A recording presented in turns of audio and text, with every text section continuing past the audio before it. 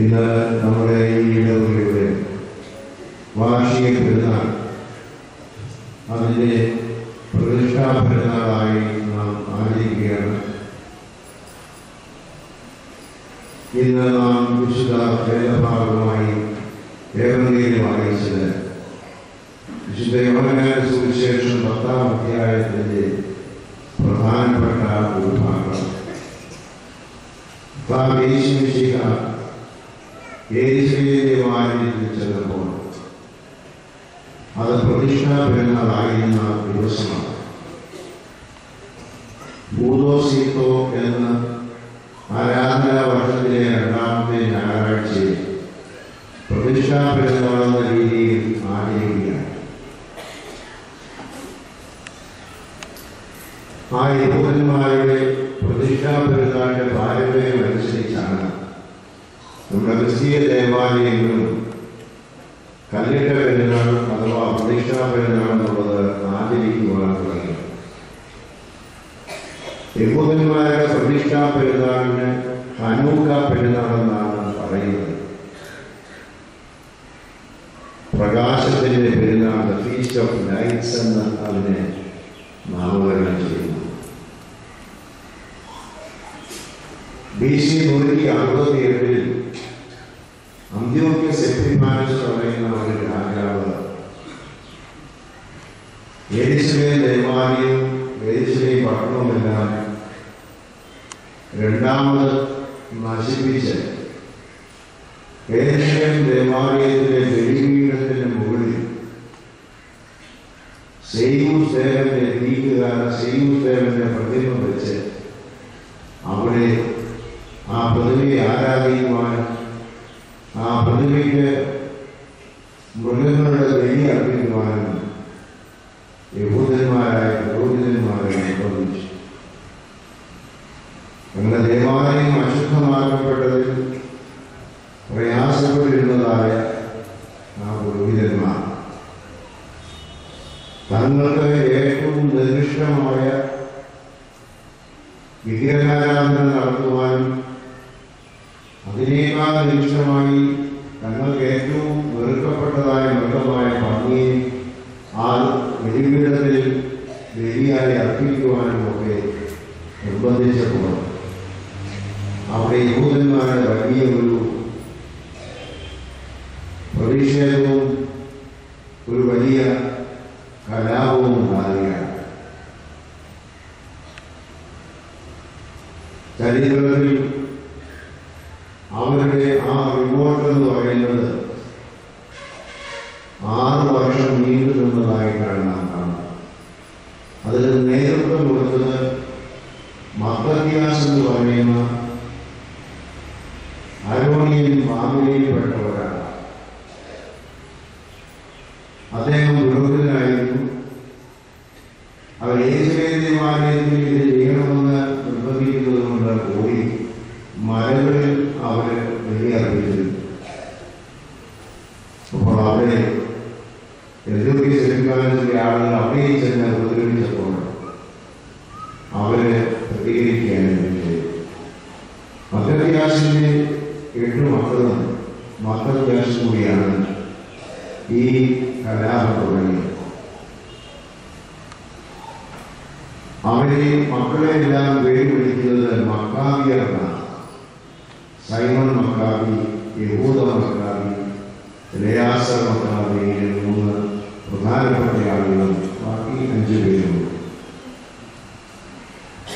ഇവരുടെ നേതൃത്വത്തിൽ ഒരു ഗറില്ല യുദ്ധം അല്ലെങ്കിൽ ഒളിപ്പോയി യുദ്ധം നടത്തിയാണ് BC 162 ഈ അന്ത്യോക്യസ് എപ്പിഫാനസിനെയും കൂട്ടരെയും യെരൂശലേമിൽ നിന്ന് പലായനം ചെയ്യിക്കുന്നത്. അന്ന് യെരൂശലേം പട്ടണം ദേവാലയവും പിടിച്ചെടുത്ത് അതിൽ യഹോവയുടെ ആരാധന തുടങ്ങി. അതിനുവേണ്ടി യഹൂദ മക്കാബി അന്നത്തെ ലേവി ഗോത്രത്തിൽപ്പെട്ട ആളുകളെ പുരോഹിതന്മാരെ വിളിച്ചു വരുത്തി ദേവാലയം ശുദ്ധീകരിച്ചു. ആ ദേവാലയം ശുദ്ധീകരിക്കുമ്പോൾ അവർ കണ്ടത് ദേവാലയത്തിനകത്ത്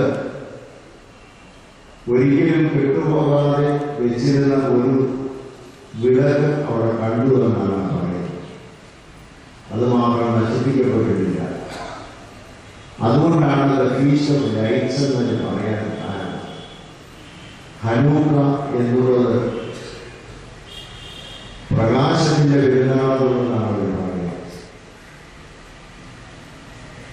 അന്ന് മുതൽ ഈ ശുദ്ധീകരിച്ചതായ 162 ശുദ്ധീകരണ പെരുന്നാൾ വളരെ ആഘോഷമായി 8 ദിവസം നീണ്ടു നിന്ന ഒരു പെരുന്നാൾ. ആ BC 162 മുതൽ പിന്നീട് എന്നും എല്ലാ വർഷവും യഹൂദന്മാര് ഈ യെരൂശലേം ദേവാലയത്തിന്റെ പ്രതിഷ്ഠാ പെരുന്നാൾ, പുനഃപ്രതിഷ്ഠാ പെരുന്നാൾ ആചരിക്കും. കാലപ്പഴക്കത്തിൽ, അതായത് 100 വർഷങ്ങൾ കഴിഞ്ഞപ്പോൾ ഈ പെരുന്നാളിന് കൂടുതലായിരിക്കുന്ന മാനങ്ങളും, ആ മാനങ്ങൾ എന്ന് പറയുന്നത് ഈ പെരുന്നാളിൽ അവര് ഓർമ്മിക്കുവാനായിട്ട് വെച്ച 2-3 കാര്യങ്ങളുണ്ട്. ഒന്ന്, അവരുടെ പൂർവ്വപിതാക്കന്മാരെ മിസ്രയിൽ നിന്ന് കനാൻ നാട്ടിലേക്ക് മോശ കൊണ്ടുവരുമ്പോൾ മരുഭൂമിയിൽ ഒരു ദേവാലയം അഥവാ സമാഗമന കൂടാരം സ്ഥാപിച്ചു.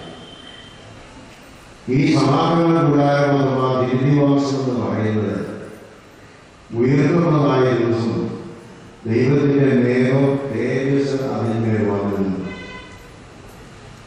അന്ന് മുതൽ സാക്ഷ്യപ്പെട്ടവർ അതിൽ വെച്ച് ബലിവിഭവം വെച്ച് ആരാധന തുടങ്ങി. യഹൂദന്മാർ സംഘ ആരാധന തുടങ്ങുന്നത് അന്നുകൊണ്ടാണ്. അതിനു മുമ്പ് അവര് വ്യത്യസ്തമായ സ്ഥലങ്ങളിലും ഒക്കെ യാഗങ്ങൾ പണിത് യാഗങ്ങൾ നടത്തിയിരുന്നെങ്കിലും മിസ്രയിൽ നിന്ന് കനാൻ നാട്ടിലേക്ക് പോകുമ്പോൾ അവർക്ക് സമാഗമന കൂടാരം എന്ന് പറയുന്നത് ഒരു സഞ്ചരിക്കുന്ന ദേവാലയമാണ്. ആ ദേവാലയത്തിലാണ് കമ്മ്യൂണൽ വർഷിപ്പ് അഥവാ സംഘ ആരാധന തുടങ്ങി. ആ ദിവസവും ഈ പ്രതിഷ്ഠാ പെരുന്നാളിന്റെ ദിവസത്തിൽ ഓർമ്മിക്കാൻ തുടങ്ങി. അതുപോലെ രണ്ടാമത് ഓർമ്മിക്കാൻ തുടങ്ങിയത് യെരൂശലേം ദേവാലയത്തിന്റെ പ്രതിഷ്ഠയാണ്. കനാൻ നാട്ടിൽ വന്ന് ശലോമോൻ രാജാവിന്റെ കാലത്ത് യെരൂശലേം ദേവാലയം ഉണ്ടാക്കി. ആ യെരൂശലേം ദേവാലയം ദൈവത്തിന് വേണ്ടി പ്രതിഷ്ഠിക്കുന്നതായിട്ട് 1-ാമത്തെ രാജാക്കന്മാരുടെ 8-ാമത്തെ ആയതിനാണ്. തിരുനിവാസം ഉയർത്തുന്നത് പുറപ്പാട് പുസ്തകം 40-ാമത്തെ ആയതിനാണ്. 1-ാമത്തെ രാജാക്കന്മാരുടെ 8-ാമത്തെ ആയതിനാണ് സ്ഥിരമായ യെരൂശലേം ദേവാലയം സ്ഥാപിക്കുന്നതുമായി. അപ്പോൾ ഈ ദേവാലയത്തിന്റെ പ്രതിഷ്ഠയും ഈ സമയത്ത് ഓർക്കാൻ തുടങ്ങി.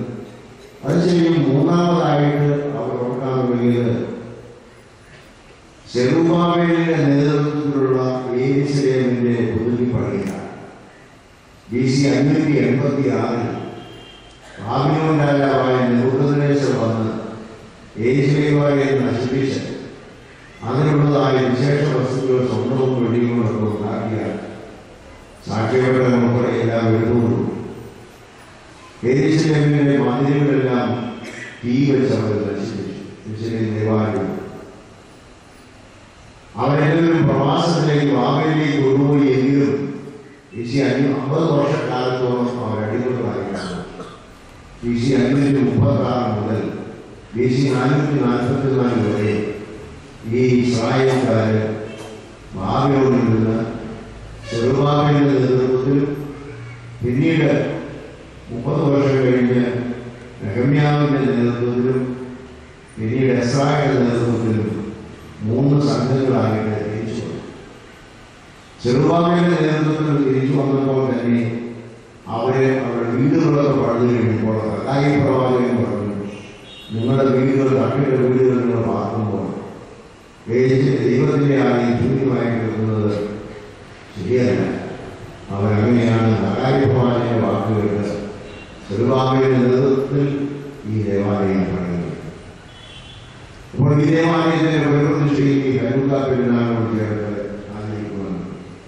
അപ്പോൾ 4 പെരുന്നാളുകളാണ് 162 മോശയുടെ കാലത്തെ സമാഗമന കൂടാരം എങ്കിലും യെരൂശലേം ദേവാലയം ശലോമോൻ സ്ഥാപിച്ചു. സലോമോന്റെ നേതൃത്വത്തിൽ യെരൂശലേം ദേവാലയം പ്രതിഷ്ഠിച്ചു. അതുപോലെ യൂദമക്കാരുടെ നേതൃത്വത്തിൽ യെരൂശലേം ദേവാലയം വീണ്ടും പ്രതിഷ്ഠിച്ചു. ഈ 4 സംഭവങ്ങളാണ് അവര് പ്രതിഷ്ഠാപെരുന്നാൾ ഓർക്കുന്നത്. പക്ഷേ ഈ പ്രതിഷ്ഠാപെരുന്നാൾ ഓർക്കുമ്പോൾ അവരുടെ ഗീതങ്ങൾ സംഗീതങ്ങൾ ചൊല്ലുന്നതോടൊപ്പം അവര് ഗീതങ്ങൾ ചൊല്ലുമ്പോൾ 3 പ്രധാനപ്പെട്ട ആശയങ്ങൾ ആ ഗീതങ്ങളിലുണ്ടായി. അവിടെ ആരാധനയിലുള്ള ഗീതങ്ങൾ ചൊല്ലുമ്പോൾ ഒന്ന്, കഴിഞ്ഞ കാലത്തൊക്കെയും അതായത് അബ്രഹാമിന്റെ കാലം മുതൽ ഗോത്രപിതാവായ അബ്രഹാമിന്റെ കാലം മുതൽ ഇന്നുവരെയും തങ്ങൾക്ക് ആരാധന നടത്തുവാനുള്ള ക്രമീകരണം ചെയ്തു തന്ന അല്ലെങ്കിൽ തങ്ങളുടെ പൂർവ്വപിതാക്കന്മാരായ ആരാധനയ്ക്ക് നേതൃത്വം നൽകിയ എല്ലാ പിതാക്കന്മാരെയും ഓർക്കുന്ന ദിവസമാണ്. അവരെയെല്ലാം പുകഴ്ത്തുന്നു. അതുപോലെ അബ്രഹാമിനെയും ഇസ്ഹാക്കിനെയും യാക്കോബിനെയും മാത്രമല്ല, ഇങ്ങനെ മോശയും അതുപോലെ യോശുവയെയും മറ്റു പിതാക്കന്മാരെയൊക്കെ ഓർക്കുന്ന ഒരു ദിവസമാണ്. ഇത് ക്രിസ്തീയ ആരാധനയിൽ നമ്മൾ പ്രതിഷ്ഠാ പെരുന്നാൾ ആചരിക്കുക എന്ന് പറയുമ്പോൾ, ഒരു പള്ളിയുടെ കല്ലിന്റെ പെരുന്നാൾ ആചരിക്കുക എന്ന് പറയുമ്പോൾ അവ എപ്പോഴും ചെയ്യേണ്ട ഒരു കാര്യം നമ്മുടെ പിതാക്കന്മാരെ ഈ ദേവാലയം ഇവിടെ സ്ഥാപിക്കുവാനും ഈ ദേവാലയത്തിൽ അന്ന് മുതൽ ഇന്നുവരെ ആരാധന സുഗമമായി നടത്തുവാനും അങ്ങനെ ദൈവാലയത്തിന്റെ ആരാധനയ്ക്ക് ഈ സ്ഥലം ഒരുക്കി ഇതിൽ നടത്തിയതായ പിതാക്കന്മാരെ എല്ലാം ഓർക്കുവാനുള്ള ദിവസമാണ് ഇന്ന്. ഓർക്കുക എന്ന് പറയുമ്പോൾ അവർക്ക് വേണ്ടി പ്രാർത്ഥിക്കുക, അവർ നമുക്ക് വേണ്ടി പ്രാർത്ഥിക്കാൻ അവരോട് അപേക്ഷിക്കുകയും അവർക്ക് വേണ്ടി ദൈവസന്നിധിയിൽ പ്രാർത്ഥിക്കുകയും ചെയ്യാനുള്ളതാണ് ഓർമ്മിക്കുക എന്ന് പറയുന്നത് കൊണ്ട് അർത്ഥമാക്കുന്നത്. രണ്ടാമത്, ഓർമ്മ എന്നുള്ളത് അർത്ഥമാക്കുന്നത് അവരുടെ ജീവിതചര്യകൾ അഥവാ അവർ നമുക്ക് നൽകിയതായ സഭാ ജീവിതചര്യകൾ തുടർന്ന് കൊണ്ടുപോകാനുള്ള പ്രതിജ്ഞ എടുക്കാനുള്ള ഒരു ദിവസവുമാണ്. അതാണ് യഹൂദന്മാര് ചെയ്തുകൊണ്ടിരുന്നത്. ഈ ദേവാലയം ഇവിടെ സ്ഥാപിക്കുന്നതിന് ഇതിൽ പ്രവർത്തിച്ചവർ വളരെയധികം കഷ്ടപ്പെട്ട് ഇതിനു വേണ്ടി അധ്വാനിച്ചവരുമായി മൺമറിഞ്ഞു പോയ പിതാക്കന്മാർ അവരെ ഓർമ്മിക്കുകയും അവർ ഈ ദേവാലയത്തിൽ നമുക്കുള്ള ആരാധനയ്ക്ക് തുടർന്നുമുള്ളതായ അനുഗ്രഹം ലഭിക്കുവാൻ അവരുടെ പ്രാർത്ഥന ആവശ്യപ്പെടുകയും അവർക്ക് വേണ്ടി അവരുടെ മാനുഷികമായ കൊണ്ടുകൊടുത്ത് ദൈവം മോചനം നൽകുവാനുള്ള പ്രാർത്ഥന നടത്തുവാനും ഈ സന്ദർഭം. രണ്ടാമത്, അവരുടെ പ്രതിഷ്ഠാ പെരുന്നാളിന്റെ പ്രധാനപ്പെട്ട രണ്ടാമത്തെ പ്രമേയം അനുതാപമാണ്. ഓരോ കാലഘട്ടത്തിലും യഹൂദന്മാരുടെ ദേവാലയം സ്ഥിരമായി അങ്ങനെ നിന്നില്ല. വിദേശ ആക്രമികൾ വന്ന് അല്ലെങ്കിൽ വിദേശ സാമ്രാജ്യങ്ങൾ വന്ന് അത് നശിപ്പിച്ചു. അങ്ങനെ പല പ്രാവശ്യം 3 പ്രാവശ്യം നശിപ്പിക്കപ്പെട്ട് വീണ്ടും ആരാധനകൾ പുനഃസ്ഥാപിക്കപ്പെട്ടപ്പോൾ അവരുടെ ഒരു വേദശാസ്ത്രം അവരുടെ തിന്മകളും ദൈവത്തിന്റെ യഹോവയെ അനുസരിക്കാതെ അകന്നു പോയതിൻ്റെയും ശിക്ഷയാണ് അവർക്ക് ലഭിച്ചത് എന്ന് വിശ്വസിക്കുന്നു. ആയതിനാൽ അവര് അനുതാപത്തിന്റെ ഒരു ദിവസമായി ഈ പ്രതിഷ്ഠാ പെരുന്നാൾ ആചരിച്ചു വന്നു. അനുതാപത്തിന്റെ ആരാധന അവർ നൽകിയത് ഈ പ്രതിഷ്ഠാ പെരുന്നാളാണ്. അനുതാപമെന്താണ്? അവരുടെ തിന്മകളെ തെറ്റുകളെ ദൈവസന്നിധിയിൽ ഏറ്റുപറയുന്ന ദിവസമാണ്. തിന്മകളെ ദൈവസന്നിധിയിൽ ഏറ്റുപറയാനുള്ളതായ ദിവസമാണ് പ്രതിഷ്ഠാ പെരുന്നാൾ നോക്കുമ്പോൾ ഇവിടെ ഒരു വലിയ രൂപാന്തരത്തിന്റെ അനുഭവം പ്രതിഷ്ഠാ പെരുന്നാളിനെ പ്രധാന പ്രമേയമായിട്ട് യഹൂദന്മാർ ആചരിച്ചിരിക്കുന്നു എന്നുള്ളത് നമുക്കും നമ്മുടെ ചെയ്തികളെ കുറിച്ച് അനുസരിക്കുന്നതിനും അങ്ങനെ ജീവിതത്തിൽ ഒരു രൂപാന്തരം വരുത്തുന്നതിനും ഈ പ്രതിഷ്ഠാപനങ്ങൾ പ്രയോജനപ്പെടുത്തേണ്ടത് ആവശ്യം. അങ്ങനെയാണ് നാം പ്രതിഷ്ഠാപനങ്ങൾ ആചരിക്കുന്നത്. മൂന്നാമത്, അവർ തങ്ങളുടെ ജീവിതത്തിൽ ദൈവം ഇതുവരെയും ചെയ്തിരിക്കുന്ന നന്മകൾക്കായിട്ട് പ്രത്യേകകാരമായി കാഴ്ചകൾ സമർപ്പിക്കുന്നു. അവരുടെ കൃഷി ഫലങ്ങളിൽ നിന്ന് ഏറ്റവും വിശിഷ്ടമായ കാഴ്ചകൾ സമർപ്പിക്കുന്ന ദിവസമാണ് പ്രതിഷ്ഠാപനം. നമ്മുടെ പാരമ്പര്യത്തിലും ഈ പെരുന്നാളിനോടനുബന്ധിച്ച് ആദ്യഫലങ്ങൾ ശേഖരിക്കുക എന്ന് പറയുന്നതിന്റെ പിന്നിലുള്ളതായ ഒരു സാധാരണ തത്വം ഇതാണ് എന്ന് നമുക്ക് മനസ്സിലാക്കാം. കാഴ്ചയായിട്ട് ആദ്യഫലങ്ങൾ ദൈവസന്നിധിയിൽ പ്രതീക്ഷിക്കുക എന്നുള്ളതാണ്.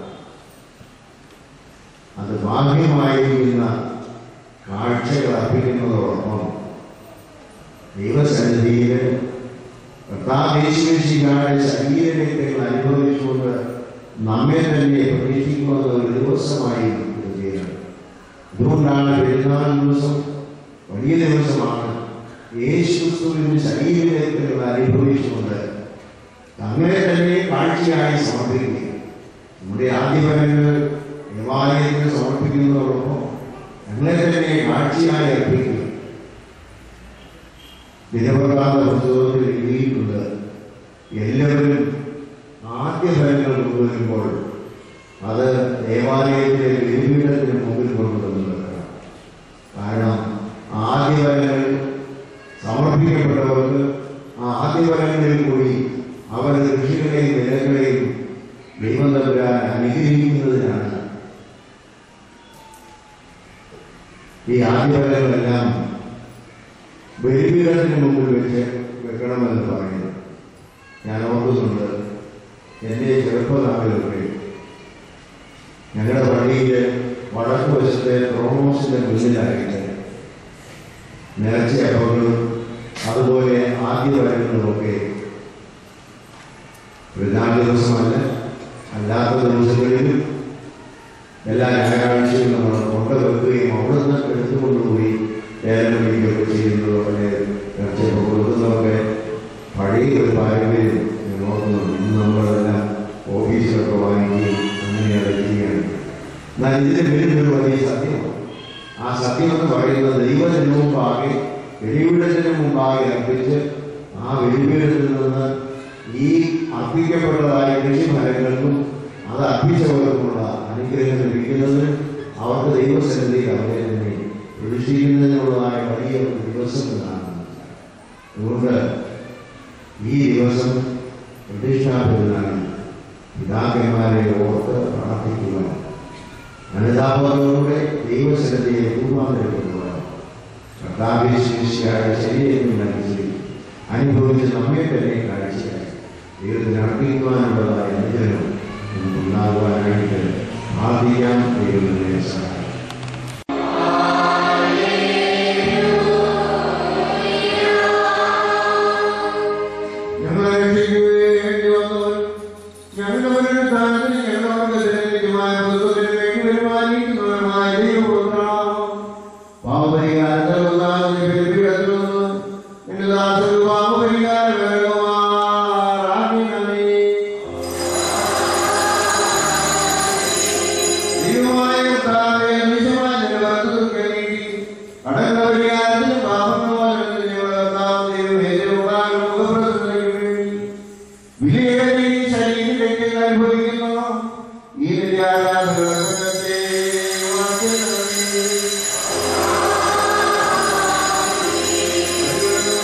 ായി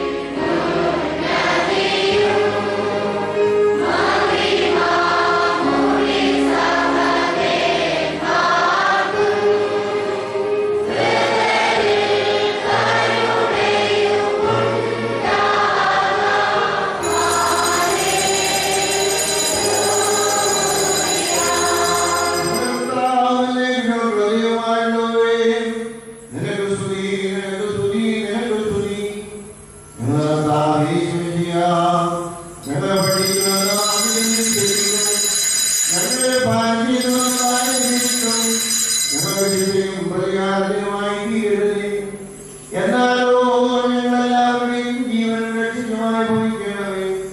ഞങ്ങളുടെ മേൽ കരുണ തോന്നണമേ.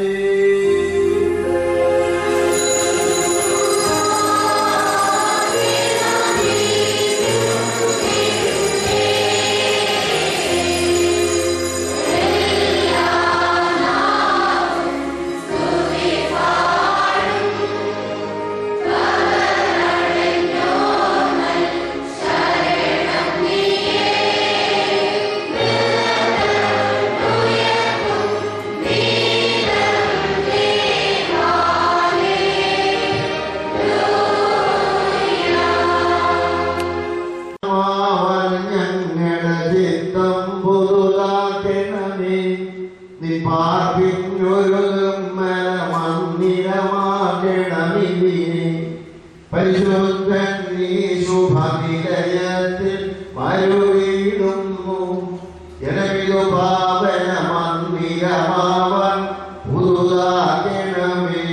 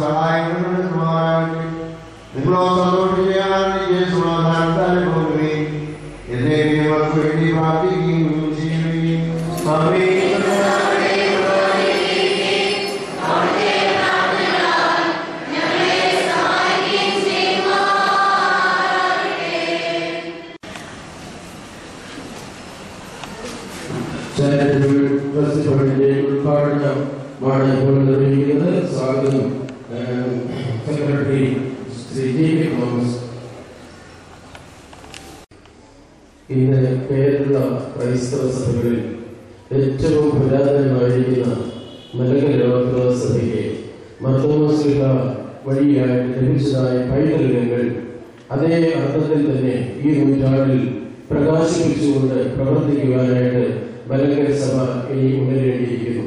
നമ്മൾ പലപ്പോഴും ഒരു അടിമത്തത്തിന്റെ വിധേയത്തിന്റെ വീട് പോയതുകൊണ്ട് ഇന്ത്യൻ ബന്ധങ്ങൾ നമ്മുടെ സഭയിൽ കണ്ടമാനം ഞെരുക്കിക്കൊണ്ടിരിക്കുന്നു.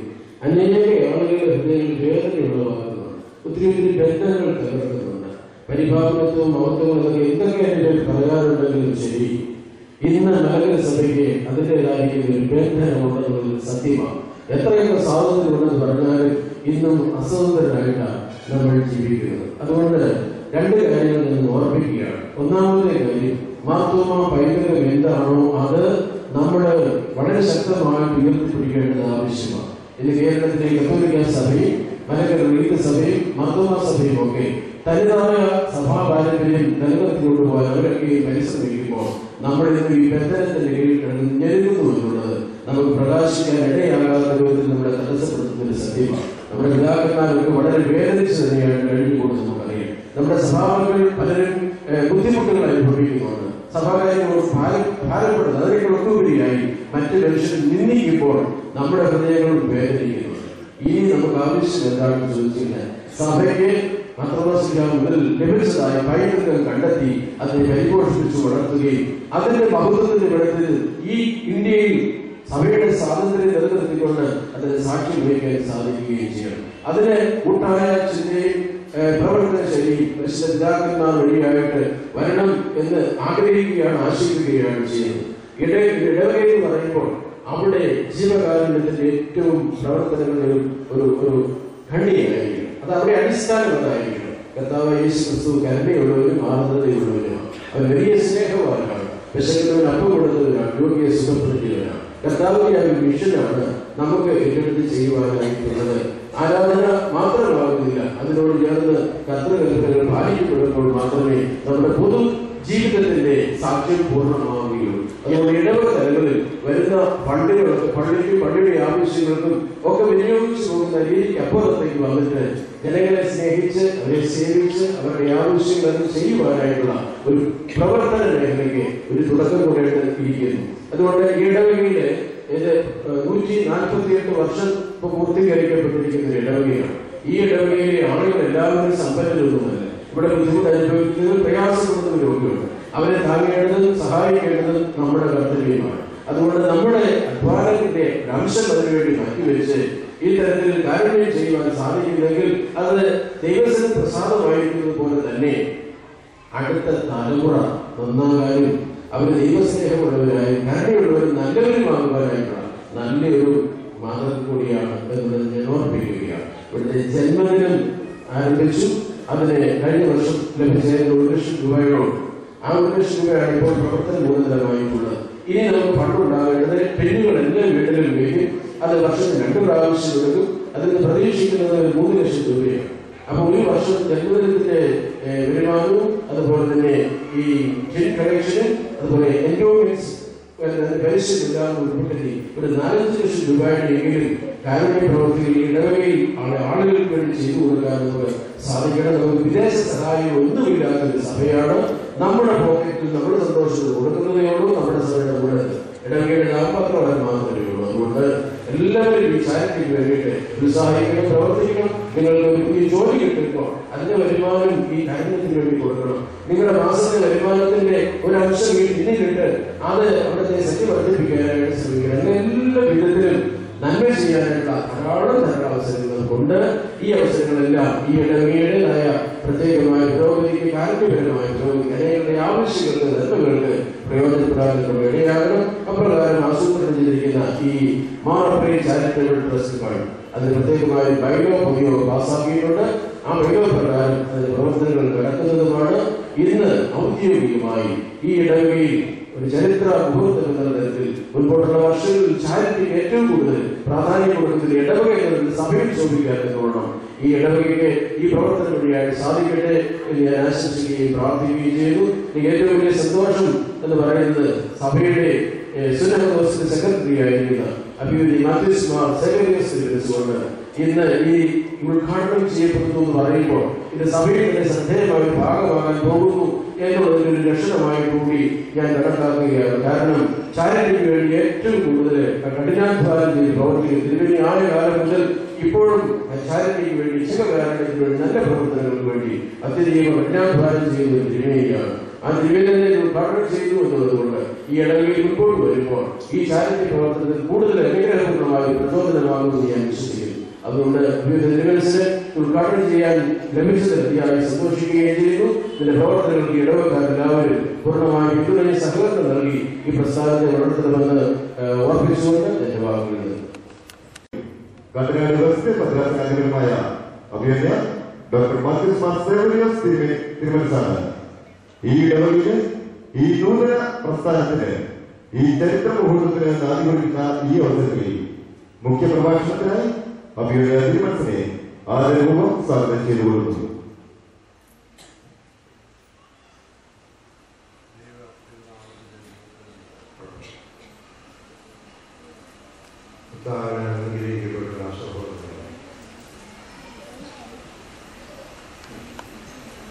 മനുഷ്യനെ ദൈവം സൃഷ്ടിച്ചത് ഒരു സമൂഹമായിട്ട് ആണും പെണ്ണുമായി അവരെ സൃഷ്ടിച്ചു എന്നാണ് പരസ്പരം സഹായിക്കുന്നതിനും സഹകരിക്കുന്നതിനും മനുഷ്യന് തുണയായിട്ടാണ് സ്ത്രീയെ സൃഷ്ടിച്ചത്. ലോകത്തിലെ എല്ലാ മൃഗങ്ങൾക്കും പേരിടുവാനായിട്ട് നിർമ്മിച്ചത് മനുഷ്യനാണ്. ലോകമെല്ലാം കാത്തു സൂക്ഷിക്കാനുള്ള ഉത്തരവാദിത്വവും മനുഷ്യനാണ്. അതുകൊണ്ട് സൃഷ്ടിക്കപ്പെട്ടതായ മനുഷ്യനുള്ള വലിയ ഉത്തരവാദിത്വം സൃഷ്ടിയെ മുഴുവനും സംരക്ഷിക്കാനാണ്. അവിടെ സ്വന്തം സഹോദരങ്ങളെ സ്നേഹിക്കുകയും സംരക്ഷിക്കുകയും ചെയ്യുക എന്നുള്ളത് ദൈവത്തിൻ്റെ വലിയ പദ്ധതിയാണ്. കായീൻ ഹാബേലിനെ കൊന്നു കഴിഞ്ഞപ്പോൾ കായീനോട് ദൈവം ചോദിക്കുന്ന ചോദ്യം എൻ്റെ സഹോദരനായ ഹാബേൽ എവിടെ എന്നാണ്. തിരിച്ച് കൈ ചോദിക്കുന്നുണ്ട്, ഞാൻ എൻ്റെ സഹോദരൻ്റെ കാണുന്നതാണ്. ആ ചോദ്യം അത് വേദപുസ്തക കർത്താവ് അഥവാ മോശ ഉറപ്പിക്കുന്നത് എൻ്റെ സഹോദരൻ്റെ കാവൽക്കാരനാണ് നീ എന്ന് നമ്മെ പഠിപ്പിക്കുന്നതിന് വേണ്ടിയിട്ടുള്ള ഒരു കാര്യമാണ്. അതുകൊണ്ട് 10 കൽപ്പനകൾ കൊടുക്കുമ്പോഴും സഹോദരന് യാതൊരു ദോഷവും വരാത്ത സഹോദരനെ സ്നേഹിച്ച് ജീവിക്കണമെന്നുള്ളതായ സന്ദേശമാണ് 10 കൽപ്പനകളിൽ 5 കൽപ്പനകളും നമ്മെ പഠിപ്പിക്കുന്നത്. ആദ്യത്തെ കൽപ്പനയും നമ്മൾ ദൈവവുമായിട്ട് നമ്മുടെ ബന്ധമാണ്, അടുത്തത് നമ്മുടെ സഹോദരങ്ങളുമായിട്ട് നമ്മുടെ ബന്ധമാണ്. അതുകൊണ്ട് ദൈവത്തെ ആരാധിക്കുന്നവർക്ക് മനുഷ്യനെ സ്നേഹിക്കാതിരിക്കാൻ കഴിയും. കാണപ്പെടുന്ന ദൈവത്തെ കാണപ്പെടാത്ത ദൈവത്തെ സ്നേഹിക്കണമെങ്കിൽ കാണപ്പെടുന്നതായ സഹോദരനെ സ്നേഹിക്കണമെന്ന് 1-ാമത്തെ യോഹന്നാന്റെ ലേഖനം 4-ാമത്തെ 20-ാം വാക്യത്തിൽ നാം പറയുന്നു. കാണപ്പെടുന്ന സഹോദരനെ സ്നേഹിക്കാത്തവര് കാണപ്പെടാത്ത ദൈവത്തെ സ്നേഹിക്കുവാൻ സാധ്യമല്ല എന്ന് വളരെ വ്യക്തമായിട്ട് പറയുകയാണ്. അതുപോലെ തന്നെ പരിശുദ്ധനായ പൗലോസ്ലീഹ ഗലാത്യ ലേഖനം 5-ാമത്തെ 14-ാം വാക്യത്തിൽ നാം ഓർപ്പിക്കുന്നുണ്ട്, ന്യായപ്രമാണവും പ്രവാചകന്മാരും സഹോദരനെ സ്നേഹിക്കുക എന്നതിന് മുഴുവൻ അടങ്ങിയിരിക്കുന്നതാണ്. കൂട്ടുകാരൻ എന്നെപ്പോലെ തന്നെ സ്നേഹിക്കുക എന്നുള്ളത് ന്യായപ്രമാണവും പ്രവാചകന്മാരും അടങ്ങിയിരിക്കുന്നു. വേദപുസ്തകത്തിൻ്റെ ഏറ്റവും അടിസ്ഥാന പ്രമാണം പറയുന്നത് സ്നേഹമാണ്. അത് ദൈവത്തോടും സമസത്യത്തോടും. ആ സ്നേഹത്തിൽ നിന്ന് മാറുവാൻ നമുക്ക് സാധിക്കുകയില്ല. മാറിയാൽ നാം ദൈവത്തിൻ്റെ മക്കളല്ലാതെ സൃഷ്ടിയിൽ ഉൾപ്പെടാതെ ആയിത്തീരുന്നു എന്നുള്ള നമ്മുടെ നിലനിൽപ്പ് തന്നെ യാഥാർത്ഥ്യമാകുന്നില്ല എന്നുള്ളതാണ് ഞാൻ മനസ്സിലാക്കുന്നതാണ് സത്യം. ഈ ഇടവകയിൽ ആ ഒരു രീതി നിങ്ങൾക്ക് പ്രിയപ്പെട്ടവരായി സാമ്പത്തികമായ ബുദ്ധിമുട്ടുകൾ കൊണ്ട് വേണ്ടതായ രോഗപരിചരണം ലഭിക്കാതെ മക്കളെ വിവാഹം ചെയ്തയക്കാൻ സാധിക്കാതെ മക്കളെ നല്ല നിലയിൽ പഠിപ്പിക്കാൻ കഴിയാതെ വീടുകൾ പുലർത്തിക്കൊണ്ടു പോകുന്നതിന് സാധിക്കാതെ കഷ്ടപ്പെടുന്നതായ അനേകം നമ്മുടെ സമൂഹത്തിലുണ്ട്. അവരെ സഹായിക്കേണ്ട ഉത്തരവാദിത്വമാണ്. കാരുണ്യത്തെക്കാൾ ഉത്തരവാദിത്വം നിറവേറ്റുക. നമ്മൾ ആ ഉത്തരവാദിത്വം നിറവേറ്റുകയാണ്. ഈ സന്നദ്ധമായിട്ടുള്ളവരെ ഇടവരെ പ്രത്യേകമായി അഭിനന്ദിക്കുന്നു, അനുമോദിക്കുന്നു. അതിനുവേണ്ടി അയാളുടെ എല്ലാവരെയും നിശ്ചയമായിട്ട് നൽകി. നമ്മൾ ഒരു ദിവസം ജീവിക്കണമെങ്കിൽ നമുക്ക് എത്ര രൂപ നമ്മുടെ വീട്ടിൽ ചെലവഴിക്കണമെന്നാണ്. ആ ഒരു ദിവസം ജീവിക്കുന്നതിൽ ഒരു ഭാഗം പാവപ്പെട്ടവർക്ക് വേണ്ടി മാറ്റി വെക്കുന്നതിന് വേണ്ടിയിട്ടാണ് ഇവിടെ ബോക്സുകൾ നിങ്ങളുടെ വീടുകൾ തരുന്നതെന്ന് പറയുന്നത്. ഒരു ദിവസം നമ്മൾ ഭക്ഷണം കഴിക്കുമ്പോൾ ആ ഒരു ദിവസം ഏതെങ്കിലും എത്രയെങ്കിലും ഒരു തുക ആ പെട്ടിയിൽ നിക്ഷേപിച്ചു കഴിഞ്ഞാൽ ഒരുമിച്ച് അത് ദൈവത്തിലുള്ളതാണ്. അത് പാവപ്പെട്ടവർക്ക് കൊടുക്കാൻ കഴിയും. അങ്ങനെ ഇടവകയിൽ ഇപ്പോൾ നിങ്ങൾ പ്രതീക്ഷിക്കുന്ന തുകയെക്കാളൊക്കെ വളരെ വലിയ തുക ലഭിക്കുമെന്നുള്ളതിന് സംശയമൊന്നുമില്ല. നിങ്ങളുടെ ഭദ്രാസനത്തിൽ നടത്തപ്പെടുന്നതായ ചാരിറ്റബിൾ പ്രോജക്ട്സിന് വേണ്ടി ഭദ്രാസനത്തിലെ എല്ലാ വീടുകളിലും ഓരോ പ്രതീക്ഷിക്കുന്നതിനേക്കാൾ കൂടുതൽ തുക ആളുകൾക്ക് കൊണ്ടുവരികയും അത് സഹകരിക്കുകയും ചെയ്യുന്നുണ്ട്. ഒരു വർഷത്തിൽ ഒന്നിലധികം പ്രാവശ്യം എടുക്കേണ്ട ആവശ്യം വരുന്നുണ്ട് ആ ബോക്സുകൾ നിറഞ്ഞു. അതുപോലെ ആ തരത്തിൽ ഈ ഇടവകയും ആ ചാരിറ്റി ബോക്സുകൾ നിറച്ച് അത് ഈ ഇടവകയുടെ ചാരിറ്റി പ്രസ്ഥാനങ്ങൾക്ക് വേണ്ടി സഹകരിക്കണം എന്നുള്ള കാര്യം എത്ര അതിൽ കൊടുത്താലും ഒരിക്കലും നഷ്ടം കൊടുക്കും തോറും നമുക്ക് ഇപ്പം കൂടുതലായി തരും. വാങ്ങുന്നതിനേക്കാൾ കൊടുക്കുന്നത് ഭാഗ്യമെന്നാണ് യേശുക്രിസ്തു നമ്മെ പഠിപ്പിച്ചിരിക്കുന്നത് എന്ന പരിശുദ്ധനായ പൗലോസ് അപ്പോസ്തല പ്രവർത്തനം 20-ാം അധ്യായത്തിൽ പറയുന്നതായിട്ട് വായിക്കുന്നത്. അത് നമ്മുടെ ജീവിതത്തിൽ പൗലോസ് എന്തുകൊണ്ടാണ് പറയുന്നത്? അതെ, ശിഷ്യന്മാരെ അല്ലെങ്കിൽ മൂപ്പന്മാരെ ആ കാര്യങ്ങൾ പറഞ്ഞു മനസ്സിലാക്കുമ്പോൾ അവരോട് പറയുകയാണ്, നിങ്ങൾ വാങ്ങുന്നതിനേക്കാൾ കൊടുക്കുന്നത് ഭാഗ്യമായി കണക്കാക്കണം. അപ്പോസ്തല പ്രവർത്തനം 20-ാം അധ്യായത്തിൽ 35 നമ്മെ പഠിപ്പിക്കുന്നത് നാമും അപ്രകാരം നല്ല കാരുണ്യമുള്ളവരായി, സ്നേഹമുള്ളവരായി, കരുതലുള്ളവരായി. സഹായം ചെയ്യാതിരിക്കാവുന്ന പല കാരണങ്ങളാണ്. സഹായം ചെയ്യുവാൻ എന്ത് കാരണങ്ങളും സ്നേഹിക്കുക എന്ന് മാത്രം.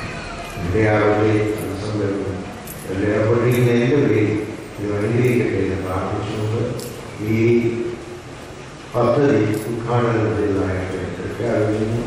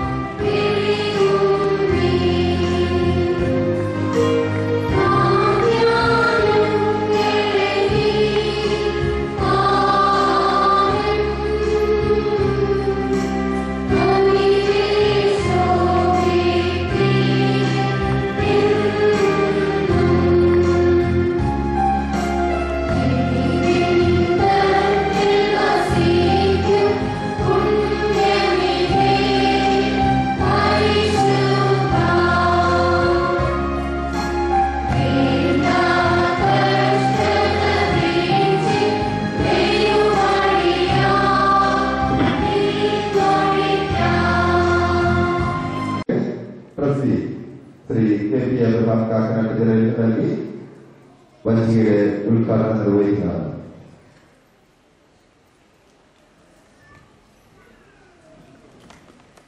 ഈ സഭയെ നിർവഹിക്കുന്നു.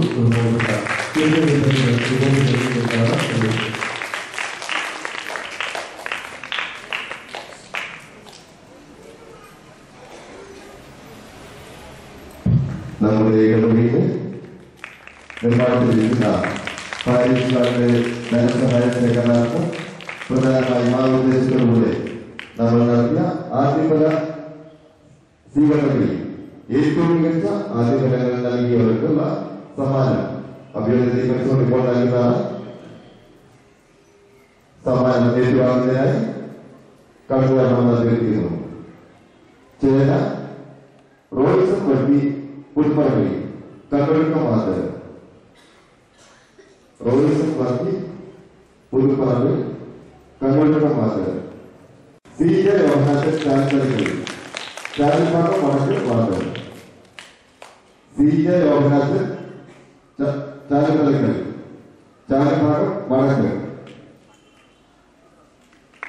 ഏത്തപ്പുല PK തോമസ് ചുണ്ടമതി ചാലിപ്പാക്കം കിഴക്ക്. PK Thomas ചുണ്ടമതി.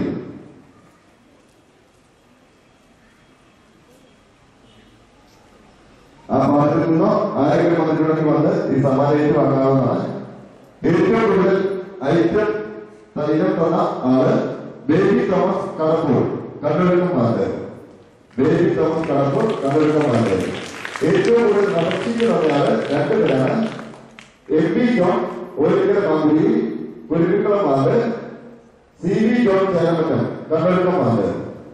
MB ജോൺ ഓലിക്കര മാങ്കുടി CB ജോൺ ചേലമറ്റം. ഏറ്റവും കൂടുതൽ റബ്ബർപാൽ വില പറഞ്ഞാണ് ഏബ്രഹാം ചക്കോ കക്കാട്ട് പുതുപ്പറമ്പി, ചാലിപ്പാക്കം തെക്ക് വാർഡ്. ഏബ്രഹാം ചക്കോ കക്കാട്ട് പുതുപ്പറമ്പി. നമ്മുടെ ഈ പാലിഷ്കാർ സമാധാനമായിട്ട് സ്വന്തമായിട്ട് ശേഖരിച്ചു വെച്ചിരിക്കുന്ന നാണയങ്ങൾ അടങ്ങുന്ന ഒരു വഞ്ചിക തന്നെ നൽകി ഇടവഴി തന്നെ മാതൃകയായ കണ്ണൂരിൽ അമൽ ജിയോ ജോണിന് ഇടവഴിയുടെ ഒരു അഭിനന്ദനം, ഒരു സമ്മാനം നൽകുന്നതിപ്പോൾ ആഗ്രഹിക്കുന്നു. അമൽ ജിയോ ജോൺ.